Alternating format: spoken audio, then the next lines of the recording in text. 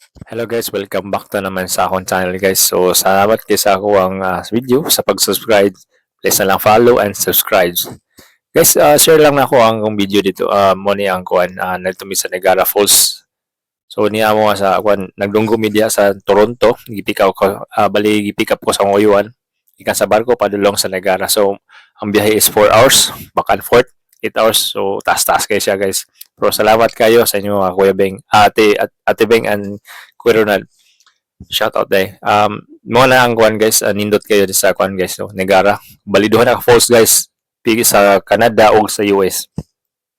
So mo na ang kuan guys, mong gi kuan dia. Amazing kayo.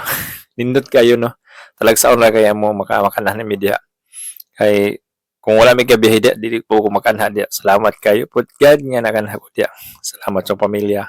Then kuan kanang nakita ninyo anong dia mga tao po nang nadia sa kuan Dolsa Falls kay gusto nila maka-picture dol sa nagambak na tubig.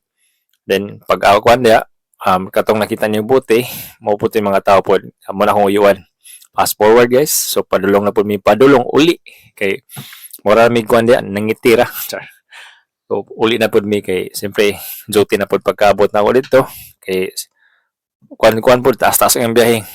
Dilim-dilim mo na nga kuan muna na siyang downtown pasa kami so makita ninyo Niagara City Cruise sa muna mo sakay kag katong ferry bayad lang ka $50 I think muna per head so mo sulod mo sakay kato then padulong sa kuan sa nagambak na tubig so muna ang city sa Niagara Falls indot kayo no then ay thank you for watching. God bless.